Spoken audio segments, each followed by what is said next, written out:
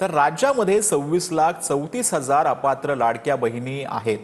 पुणे जिल्ह्यामध्ये 2,04,000, ठाणे जिल्ह्यामध्ये 1,25,300 लाडक्या अपात्र बहिणींनी लाभ घेतल्याचं पाहायला मिळालं। अपात्र महिलांनी लाडकी बहीण योजनेचा लाभ घेऊ नका असं म्हणणाऱ्या अजित पवारांच्याच पुणे जिल्ह्यात सर्वाधिक बोगस लाडक्या बहिणी निघाल्या। विशेष म्हणजे पूर्ण राज्यात बोगस लाडक्या बहिणींचं प्रमाण 26,34,000 गेलंय। दोन्ही उपमुख्यमंत्र्यांच्या जिल्ह्यांमध्ये सर्वाधिक प्रमाण आढळलंय। दोन्ही नेत्यांच्याच जिल्ह्यात बोगस लाडक्या बहिणींचा आकडा जवळपास 3.25 लाखांच्या पुढे। उपमुख्यमंत्री अजित पवारांच्या पुणे जिल्ह्यात सर्वाधिक 2,04,000 बोगस लाडक्या बहिणी आढळल्या।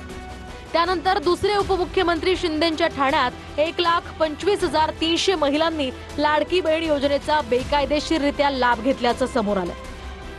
आजच्या तारखेपर्यंत 26,34,000 बोगस लाभार्थ्यांनी लाडकी बहीण योजनेत दरमहा 1,500 रुपये घेतल्याचंही समोर आलं। शिवाय भविष्यात हा आकडा अजून वाढण्याची सुद्धा शक्यता आहे। इतक्या मोठ्या प्रमाणात लाडक्या बहिणी योजनेत कशा शिरल्या असा प्रश्न विचारल्यावर योजना आता बंद करू का असा प्रतिप्रश्न अजित पवारच विचारतायत। योजनेचा लाभार्थी घेते ना सगळ्यात जास्त कोण आलं नाही बंद सगळ्यात जास्त कोण आलं नाही बंद त्या संदर्भात आता आमची चौकशी चाललेली आहे। जे चुकीचा लाभ घेणारे लाभार्थी असतील त्यांचा लाभ बंद केला जाईल।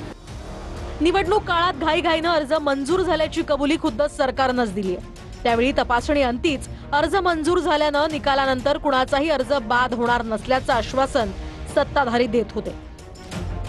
सरकार आणि यंत्रणा सुद्धा महायुतीच्या ताब्यात होती। मात्र आता भाजपचेच प्रवक्ते विरोधकांनी बोगस लाडक्या बहिणी योजनेत घातल्याचा आरोप करतात। आपापल्या मतदारसंघामध्ये बोगस लाडके भाऊ लाडक्या बहिणींना पैसे वाटप करून यांनी मतं विकत घेतली। त्याला हा सुद्धा गुन्हा मतचोरीमध्येच जातो। या लाडक्या बहिणींमध्ये बोगस लोक घालण्याचं काम उभाटा गटाच्या माध्यमातून केलंय। संजय राऊत यांनी बोगस पद्धतीने फॉर्म भरून दिले। राष्ट्रवादी शरद पवार गटाने बोगस पद्धतीने फॉर्म भरून गेले। काँग्रेसने आपापल्या मतदारसंघामध्ये बोगस पद्धतीने फॉर्म भरून दिले। त्याची चाळणी करून त्यांना बाजूला करण्याचं काम सरकार करतंय। तर संजय राऊत यांचं पोट दुखतंय।